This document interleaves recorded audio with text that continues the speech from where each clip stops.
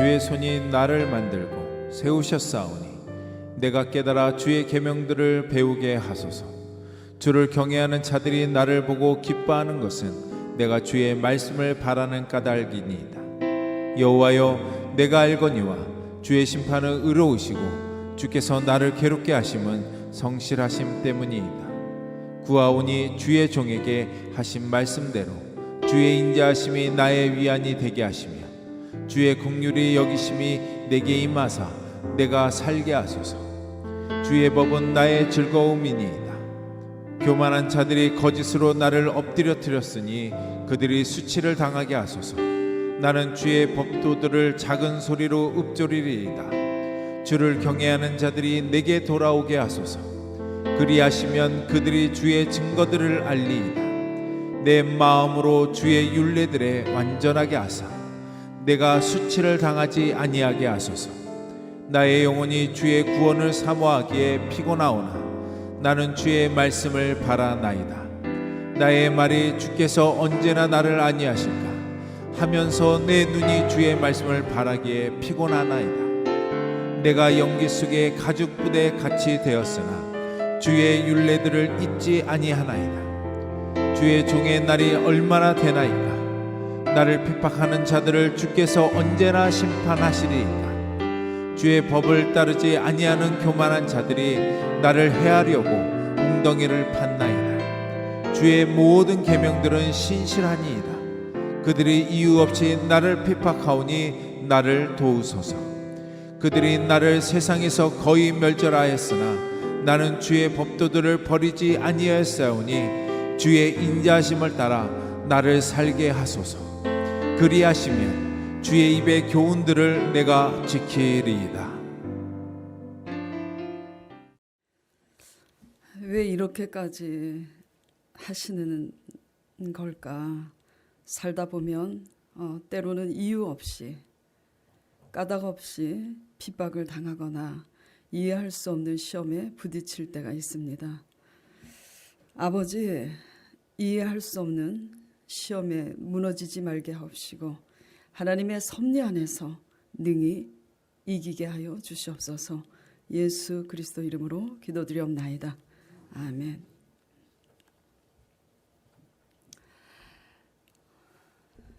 저하고 눈이 마주칠까봐 다 이렇게 일렬종대로 숨어서 설교를 들으시네. 지구재구로 좀 앉아주세요. 그리고 저하고 좀 눈을 마주치면서 좀 들으면 안 될까요? 예. 자, 지난주에는 시편 기자의 기도를 통해서 악인들이 거짓으로 자신을 핍박하고 있는 괴롭고 억울한 상황 가운데서도 원망 불평하거나 분노의 감정에 쌓이기보다는 오직 하나님 말씀 안에서 신앙 고백을 오히려 드리며 약속하신 말씀대로 자신을 구원해 달라고 탄원 드리는 시편 기자의 전인격적인 기도의 본을 통해서 우리는 어떻게 기도하고 있나요? 라는 주제로 우리의 기도를 돌아보았습니다. 네, 상당히 본능적으로 욕구적으로 기도하는 여러분의 기도의 방향이 양심상 바뀌지 않았을까 생각해 봅니다. 네, 오늘은 시편 기자 말씀을 통해서 왜 이렇게까지 똑같은 119편 말씀이에요. 왜 이렇게까지 하시는가란 주제로 서로 은혜를 나눠보고자 합니다.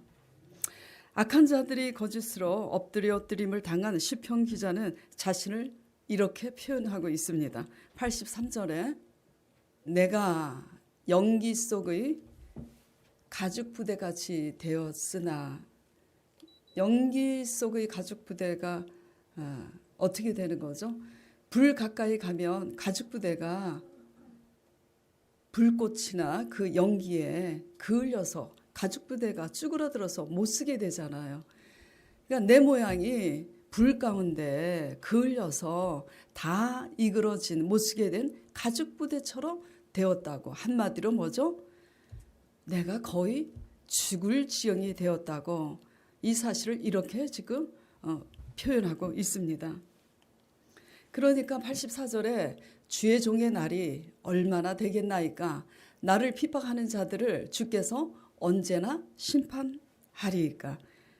이런 날을 얼마나 더 제가 봐야 됩니까? 이런 얘기예요. 예. 지금 극한의 고통 가운데 있잖아요. 까닭 없이. 몇 절이죠? 여기에 보면은 까닭 없이 라는 얘기가 오늘 본문 말씀에 나오는데 몇 절이죠? 하여튼 안 나오나? 그 이후에 봤나? 하여튼 이런 거짓으로 모함을 하고 당하는 이 핍박을 제가 언제까지 봐야 되며, 나를 거짓으로 핍박하는 자들을 주께서 언제나 심판하실는지, 이것을 뭐죠? 하나님께 탄원드리고 있는 거예요. 그러나 이런 와중에도 지난주 말씀드렸다시피 이 시편 기자는 어떻게 또 기도로 마무리를 하냐면 87절, 88절에 그들이 나를 세상에서 거의 멸하였으나, 이 말은 무슨 얘기냐면 나를 그 공동체에서 쫓아냈으나 나는 주의 법도들을 뭐죠? 버리지 아니하였사오니 주의 인자하심을 따라 나를 살아나게 하소서. 그리하시면 주의 입의 교훈들을 내가 지키리이다. 그 지경이 됐지만 시편 기자는 주의 법도들을 버리지 아니하였다라고 지금 고백하고 있습니다. 자, 하나님께 순종하며 이 어려운 가운데도 이렇게 하나님의 법도를 버리지 않는 이 신실한 의로운 시편 기자에게 하나님께서는 왜 이와 같은 환난을 허락하시는 걸까요? 지난주 이렇게 직장암 때문에 이렇게 광고를 했잖아요. 그렇죠? 예. 얼마나 헌신하고 봉사하는데 하나님께서는 왜 이런 환난을 허락하시는 걸까요? 그리고 왜 이렇게까지 오랫동안 침묵하고 계시는 걸까? 당장 나타나셔서 그 악인들을 심판하셨으면 좋겠는데, 그렇죠? 예. 그런데 희한한 것은 시편 기자는 이 사실을 왜 그렇게 하시는지 알고 있다고 고백합니다. 자, 73절에서 75절까지 다 같이 한번 읽어보겠습니다. 주의 손이 나를 만들고 세우셨사오니 내가 깨달아 주의 계명들을 배우게 하소서. 주를 경외하는 자들이 나를 보고 기뻐하는 것은 내가 주의 말씀을 바라는 까닭이니이다. 요하여 내가 알거니와 주의 심판은 의로우시고 주께서 나를 괴롭게 하심은 성실하심 때문이다. 내가 알거니와 나를 괴롭게 하심은 뭐 때문이라고요? 하나님의 성실하심 때문이라고 지금 고백을 하고 있는 겁니다. 그런데 73절에 보면 이렇게 알고 있다고 얘기하면서 주의 손이 나를 만들고 세우셨사니 나를 만드신 하나님, 내가 깨달아 주의 계명들을 배우게 하소서. 왜 이렇게 질문하고 있는 것일까? 이 말은 무슨 얘기냐면은 그는 비록 거짓과 모함으로 인해 박해 가운데서 거의 죽을 지경 가운데 있지만, 그래서 이를 허락하신 하나님의 뜻을 다 이해할 수는 없어서 깨닫게 해달라고 간구하고 있지만, 확실한 것은 당한 환난으로 인하여서 결국 합력하여 선을 이루게 하시는 하나님의 선하신 의도 안에서 이렇게 자신을 성실히 단련하고 있다는 이 사실을 뭐죠? 알고 있는 겁니다. 제 말이 어렵나요? 어려워요. 다시 할게요. 예, 굉장히 중요해요. 왜냐하면 자, 까닭 없이 지금 박해를 당하고 있습니다. 궁금해요? 안 궁금해요? 왜 하나님께서 이 일을 허락하셨는지. 그래서 깨닫게 해달라고 기도를 하고 있지만 그 확실한 이유는 알 수는 없지만, 한 가지 확실한 것은 이 단련 속에, 이 단련이 하나님의 선하신 의도 안에서 이렇게 이것을 허락하고 계시고 있다라는 것. 그래서 하나님의 선하신 의도 안에서 결국은 합력하여 선이 될 것을 알고 있다라는 것을 고백하고 있는 겁니다. 아직도 어려우세요? 이해하셨죠? 예. 그래도 이해 안 가시면 오늘 예배 끝나고 저를 찾아오세요. 예. 이해해야 되니까. 우리가 까닭 없이 환난과 고난을 당할 때 왜 나에게 이런 일이 생기는 거지? 이유를 알고 싶어 합니다. 본능적으로. 그래서 확실한 구체적인 그 이유는 알지 못해도 한 가지 아는 것은 하나님은 선하신 분이라는 거. 하나님의 사랑 안에서 결국은 이 환난을 통해서 내가 온전히 하나님 앞에 바로 서게 될 것을 그 끝에서 알게 된다는 이 믿음 굉장히 중요한 거죠. 그 고백을 지금 하고 있는 거예요. 하나님의 성실함 때문이래요.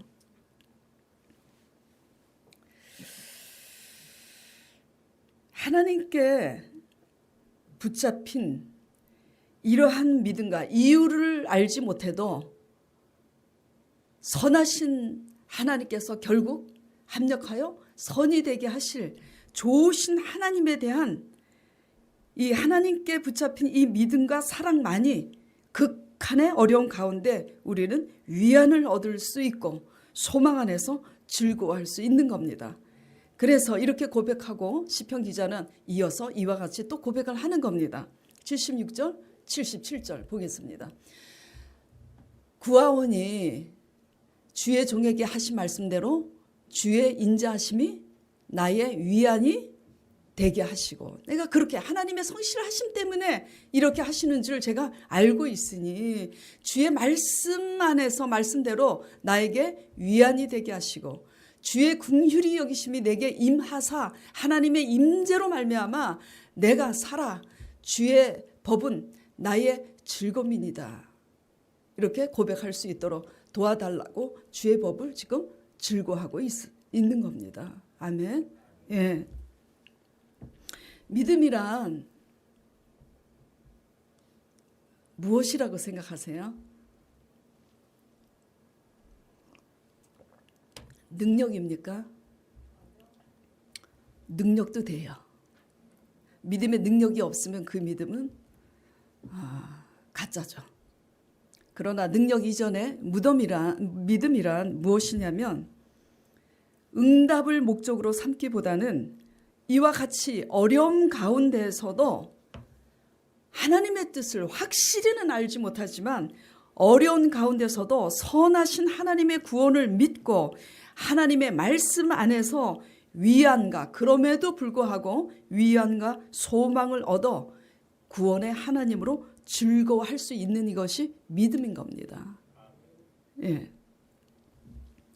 이 믿음이 되기까지 하나님은 우리를 기다리세요. 그러나 우리는 우리의 안위를 기다립니다. 내가 편하기 위해서 하나님께서 문제 자체를 해결해 주시기 원하지만 하나님께서는 어떠한 우리 모습을 기다린다고요?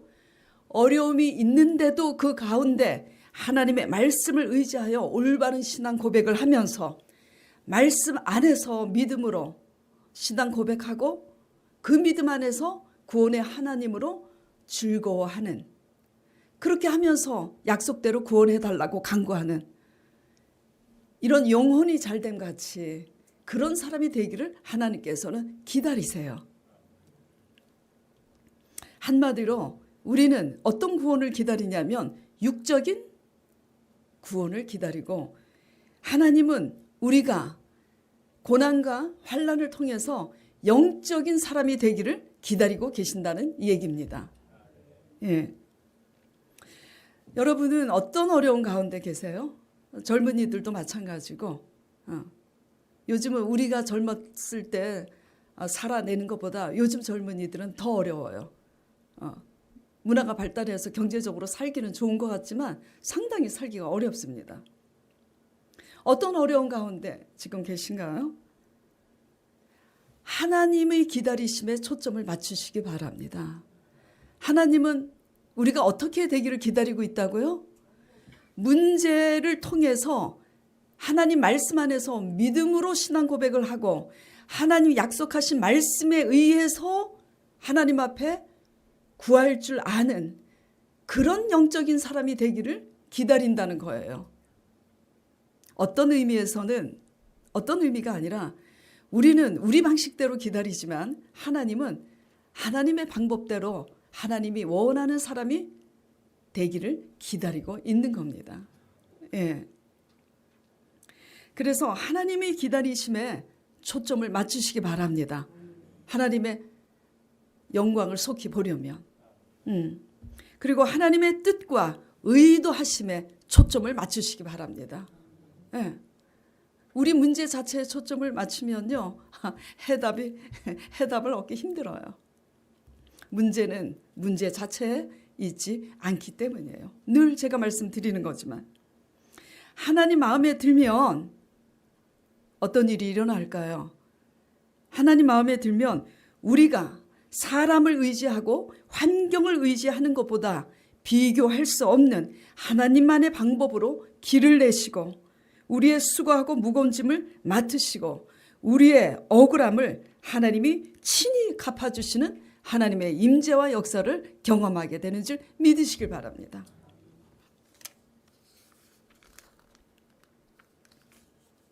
제가 추석 당일 금요일 이제 추석 연휴에 이제 아들을 만나고 이제 집에 돌아왔어요. 근데 이제 갑자기 연거 없이 가슴이 그냥 심장이 철렁 내려왔는데 어느 정도로 내려왔냐면 제가 이 사지가 두 다리하고 두 손이 달달달달 떨릴 정도로 그렇게 심장이 철컥 내려앉는 거예요. 그래서 이게 뭐지? 아무 일도 일어나지 않는데 내 마음이 왜 이런 거지?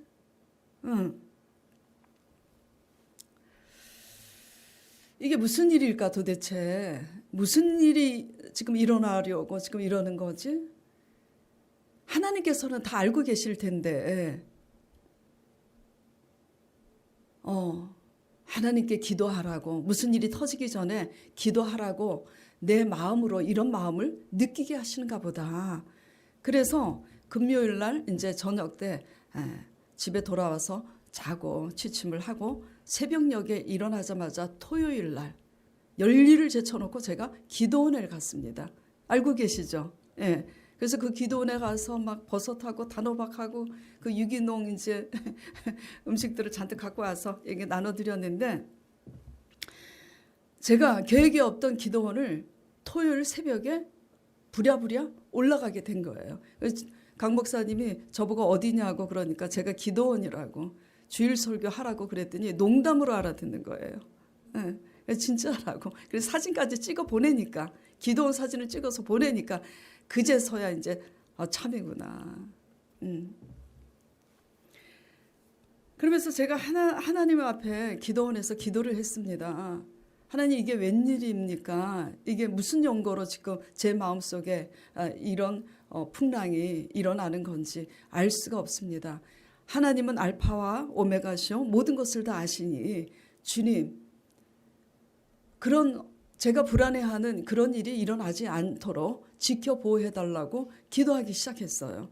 그러면서 제가 혹시 우리 아들이 결혼을 앞둔 여친을 버려서 상처받은 여친이 극단적인 선택을 하는 사건이 벌어지는 거 아닌가? 그런 생각도 해보게 됐어요. 왜냐하면은 제 아들과 결혼을 이제 생각하며 사귀고 있는 여친이 있는데 제가 여러 번 만났어요. 만날 때마다 제가 느끼는 것은 내색을 하지 않아도 어른들은 압니다. 이렇게 보면은 아들이 우리 그 자기 여친을 사랑하는 것보다 그 아이가 제 아들을 너무나 지극히 사랑하는 걸 느낄 수가 있어요. 그냥 우리 아들을 바라보고 맛있는 반찬을 챙기면서 제 눈치를 보는 이 모습이 얼마나 감사하고 고마운지 너무너무 사랑하는 거예요.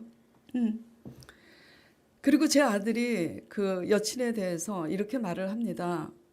엄마 너무너무 착한데 걔는 그냥 착한 게 아니라고, 착한 게 타고났다고. 게다가 우리 강 목사님이 이렇게 직접 봤어요. 탤런트처럼 이쁘다고. 게다가 미모까지 아름다워요. 키도 크고. 그런데 되게 재미있는 것은 우리 아들은 그 아가씨가 자기 스타일이 아니랍니다. 그래서 넌 어떤 스타일을 원하냐 물어봤더니 키가 좀 작고 통통한 아가씨를 자기 스타일이래요. 제 아들 남자친구들이 전부 다 부러워하고 있는데, 왜냐하면 착하고 아름답잖아요. 예, 다 갖추고 있는데 우리 아들은 자기 스타일이 아니라고 하니 참 기가 막힐 노릇입니다. 그러나 자기 스타일은 아니지만 아는 형이 소개를 해줘서 보니까 참 괜찮은 아가씨구나, 그런 느낌을 받아서 이제 사귀게 되었다고 그래요. 그래서 제가 뭐라 그랬냐면, 그래, 그럴 수 있겠지. 다른 사람들이 다 부러워해도 너 스타일이 아니면 그런 갈등이 있을 수 있겠지만, 그것이 문제라서 결혼까지 갈등을 하고 있는 문제라면은 여자친구로 하여금 결혼에 대해서 100% 확신을 가질 만한 책임질 행동을 자꾸 하지 말라고 제가 당부를 하면서 욕심 조금 내려놓고 버리지 말라고 제가 당부를 했어요.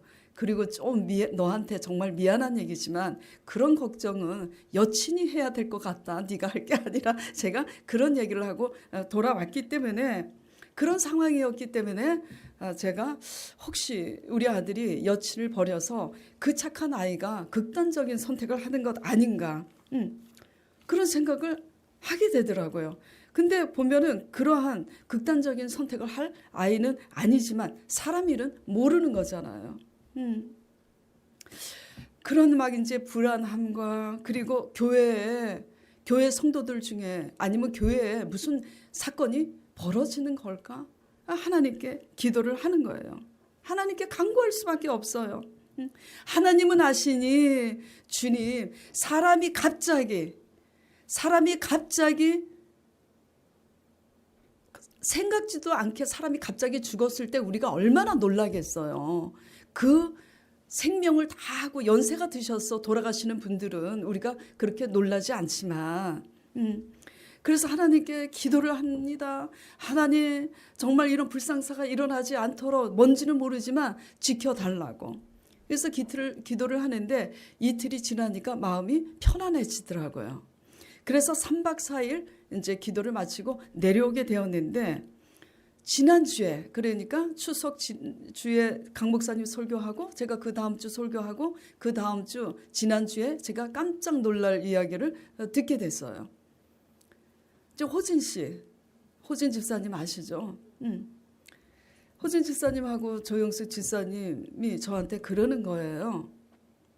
목사님, 사실은 엄청난 일이 있었다라는 거예요. 그래서 무슨 엄청난 일이 있었는데, 저는 몸이 아파서 못 갔는데 호진 집사님이, 남편이 추석 연휴니까 형제들 집을 찾아갔는데, 집안 일이기 때문에 수치스러워서 자세한 얘기는 드릴 수 없습니다만 엄청난 사건이 있었다라는 거예요. 근데 문제는 그 엄청난 사건 앞에 그 형제들이 우리 호진 씨에게 거짓으로 누명을 씌우는 사태가 벌어진 거예요.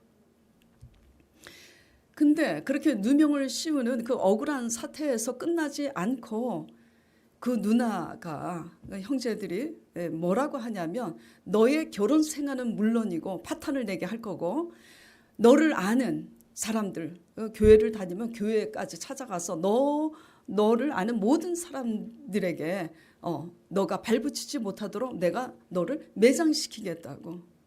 그렇게 엄청난 일이 있었던 거예요.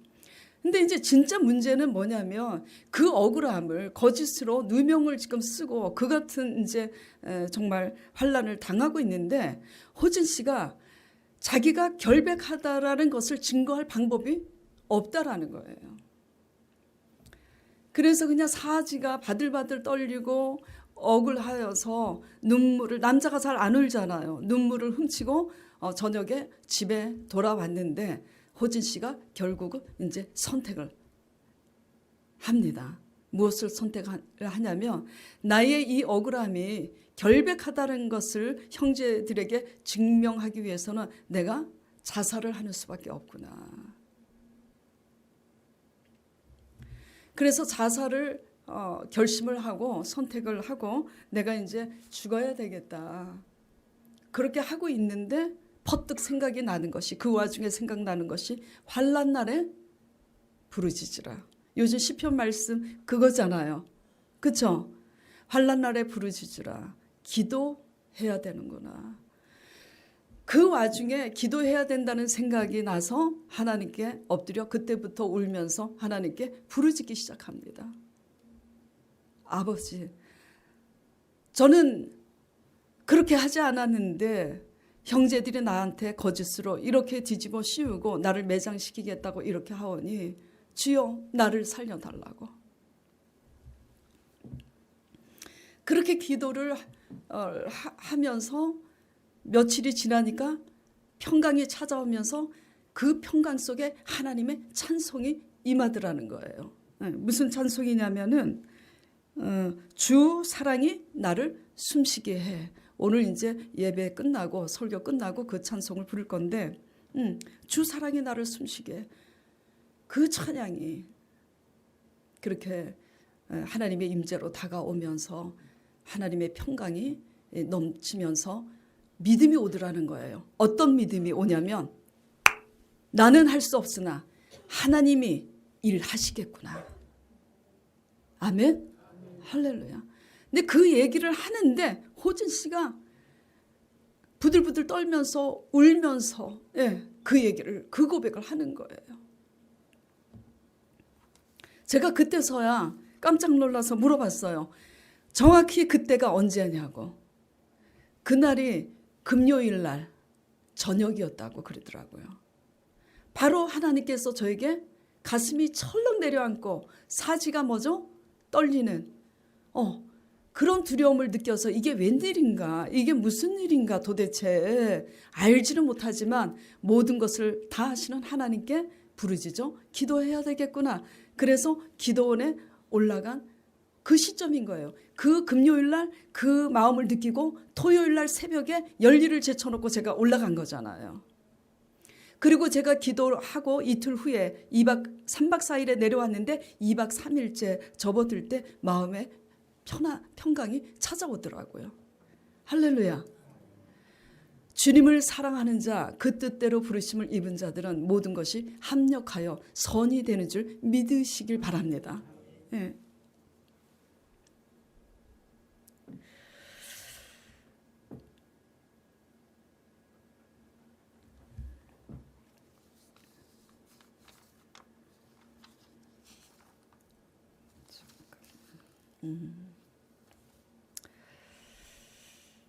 왜 이렇게 하시는 걸까요?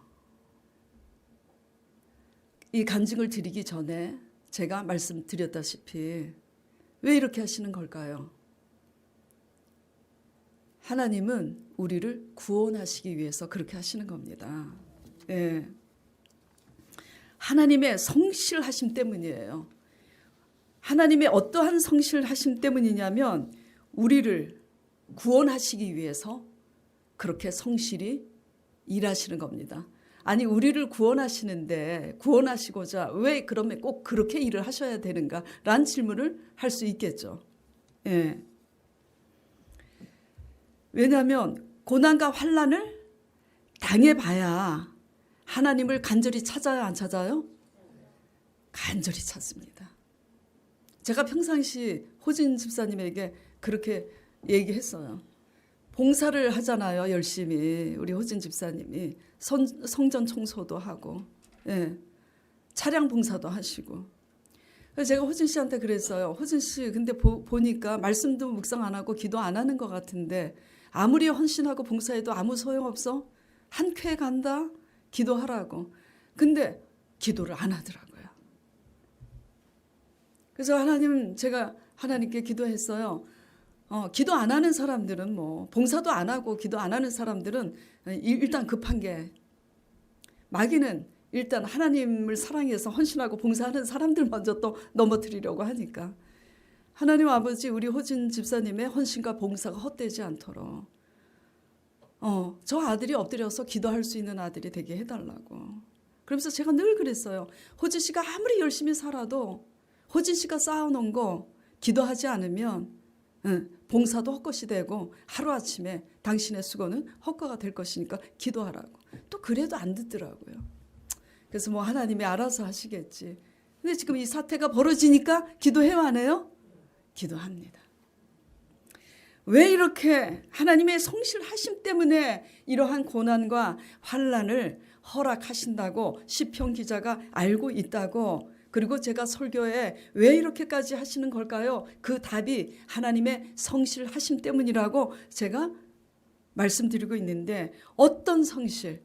우리를 구원하시고자 하시는 성실 때문입니다. 구원은 누구로부터 나와요? 하나님으로부터 나오기 때문에 하나님을 찾고 부르짖어야 되는데 우리가 부르짖지 않잖아요. 그러니까 고난과 환난을 허락하신 줄 믿고 환난 가운데 두려워 마시고 감사로 부르짖기를 간절히 축원드립니다. 그리고 고난과 환난을 당해봐야 진짜 믿음인지 아닌지 알 수 있잖아요. 그렇죠? 그렇죠? 편안할 때는 진짜 믿음인지 아닌지 알 수 없어요. 진짜인지 아닌지 언제 나타나냐면 환난을 당할 때 나타납니다. 고난과 환난을 통해서 우리가 얼마나 믿음이 없었는지, 얼마나 사랑이 없었는지 그때 뭐죠? 드러나기 마련이에요. 그리고 고난과 환난을 당해서 그때 돼봐야 우리의 믿음이 얼마나 타협하지 않는 신실한 믿음인지 그때 드러나는 거예요. 예. 우리의 사랑이, 하나님을 향하는 우리의 사랑이 얼마나 참되고 깊은 사랑인지, 신앙의 절개를 지키는 흔들리지 않는 간사한 사랑이 아닌지 어려움을 닥쳐봐야 그때 가늠할 수 있습니다. 믿음과 사랑이 없는 사람은 그 믿음과 사랑으로 반응할 때까지 하나님은 오래 지체하시는 거예요. 예? 언제까지 하나님이 기다리신다고요? 환난을 통해서 믿음으로 반응할 때까지.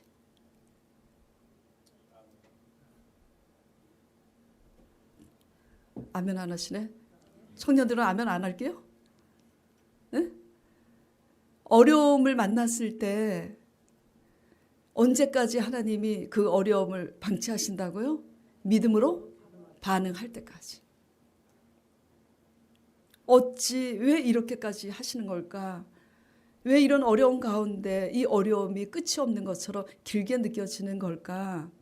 믿음으로 반응할 때까지. 구원받아야 되니까. 하나님은 우리를 구원하심에 상당히 신실하시고 성실하신 분이신 줄 믿으시길 바랍니다. 네.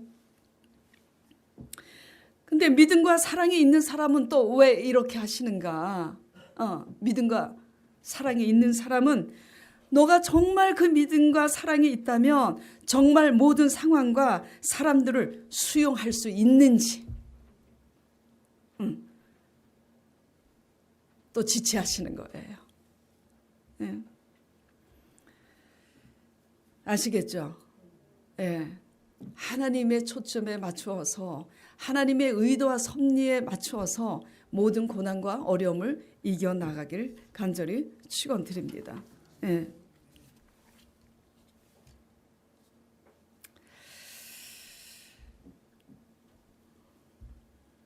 자, 그래서 호진 씨의 이제 간증을 제가 간증을 드렸는데 계산이 빠른 사람들은 지금 생각할 거예요.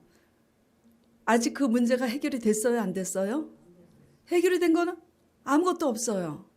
다만 뭐가 달라졌어요? 호진 씨 마음이 달라졌어요. 자살을 선택했던 그 마음이 기도를 통해서 성령님께서 기도하게 도우신 거잖아요. 그런 마음의 여유가 없는 그런 상황에. 그래서 기도를 통해서 지금 마음의 평강이 찾아오면서 하나님의 찬송이 임하고 하나님께서 일하시겠구나 라는 확신이 드니까 이제 편안하잖아요. 그러면 이제 계산이 많은 사람들은 편안한 대로 하나님께서 진짜 일하시나 이제 그걸 두 눈 뜨고 이제 지켜보시겠죠. 근데 제가 오늘 설교 드리는 게 뭐예요? 믿음이란 무엇이냐고 물으신다면 어려운 가운데서도 미리 응답을 목적으로만 그냥 바라고 기다리는 게 아니라 어려운 가운데서도 하나님의 말씀을 의지하여 부르짖고 기도함으로 말씀에 의지하여 신앙 고백 드리고 말씀에 의지하여 응답을 받고 하나님의 임재로 응답을 받고 하나님으로 미리 즐거워하는 이것이 믿음이라고 말씀드렸잖아요.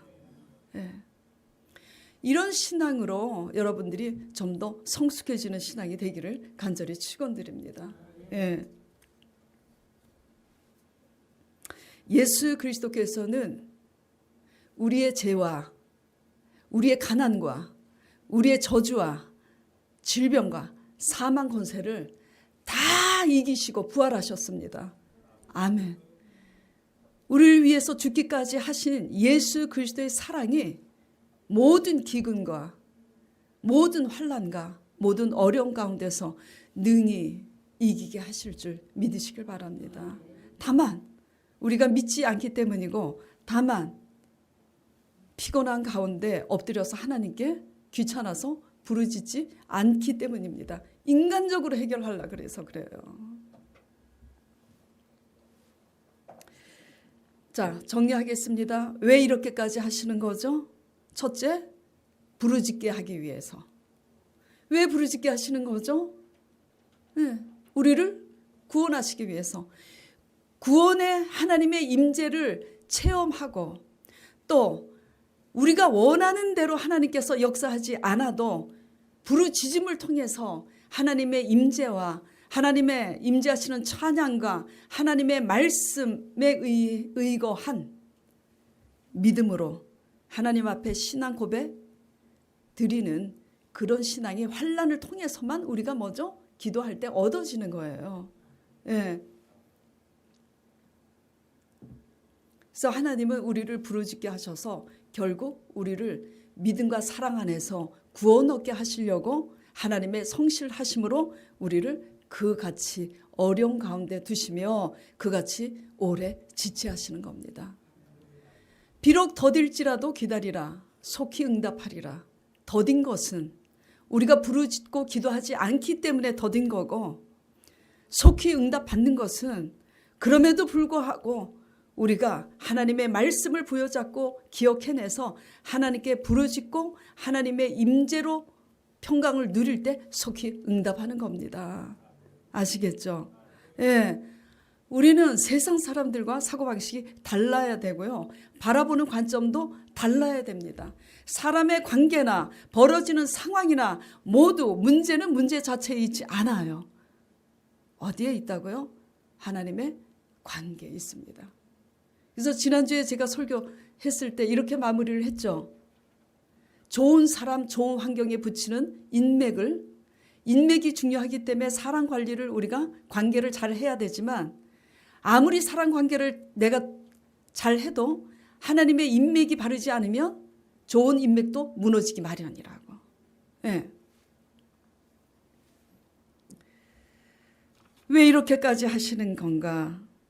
87절, 88절. 주보에는 87절까지 프린터 됐네. 자, 그들이 나를 세상에서 거의 멸하였으나 나는 주의 법도들을 버리지 아니하였사오니 88절 다 같이 읽겠습니다. 주의 인자하심을 따라 나를 살아나게 하소서. 그리하시면 주의 입의 교훈들을 내가 지키리이다. 왜 이렇게까지 하시냐면은 우리를 위해서 죽으시고 부활하신 예수 그리스도의 사랑과 인자하심을 따라서 그 약속하신 말씀대로 우리를 구원의 반열에 들게 하시고자 그렇게 하시는 겁니다. 그렇게 해서 그 은혜에 합당한 그저 은혜를 나 몰라 하고 내가 위기에서 건짐을 받았으면은 육적인 사람들은 그냥 잊어버려요. 하나님을 잊고. 그러다가 또 이제 그렇게 똑같은 방법으로 살고. 그러나 조금이라도 의리가 있고 하나님과의 관계 신의를 지키는 사람들은 그 위기 가운데서 구원받고 나면 어떻게 합니까? 그 은혜를 따라 주의 입의 교훈들을 지키면서 삽니다. 구원받았으니 주의 교훈들을 지키면서 사는 게 뭡니까? 다른 사람들의 영혼 구원을 위해서 또 헌신하고 중보하면서 살겠죠. 그래서 왜 이렇게 하시는가? 우리에게 고난과 환난을 허락하시는가는 우리를 첫째 구원하시기 위함이고, 둘째 어려운 가운데 하나님의 말씀으로 이렇게 평강을 누리는 것을 경험한 자만이 또 다른 어려움에 있는 자들을 능히 구원할 수 있기 때문이에요. 그래서 결국은 한마디로 하나님은 우리를 구원에 이르게 하시기 위해서, 그리고 나와 연관된 많은 사람들을 구원에 인도하기 위해서 하나님의 그러한 의도와 섭리 아래서 우리를 여러 가지 어려움과 고난과 환난에 처하게 하신다는 거. 목적이 하나님이고 목적이 영혼 구원이면 여러분의 문제는 해결이 되는 거예요. 아시겠죠? 자, 오늘 말씀을 생각하면서 같이 기도 드리겠습니다.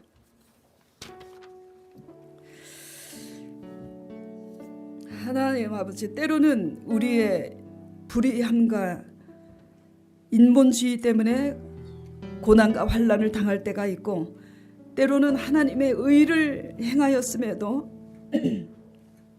연고 없이 까닭 없이 이런 환난에 처할 때가 있습니다.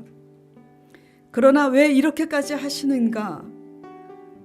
우리가 답답하고 이해할 수가 없어 부르짖지만 결국은 우리를 위해서 죽기까지 사랑하신 주 예수 그리스도의 사랑이, 그 선하신 하나님께서 마침내 하나님의 선하신 의도 안에서 우리를 믿음으로 온전케 하실 줄을 시편 기자처럼 믿고 우리가 당한 시험을 극복할 수 있도록, 이길 수 있도록 성령님 도와주시옵소서.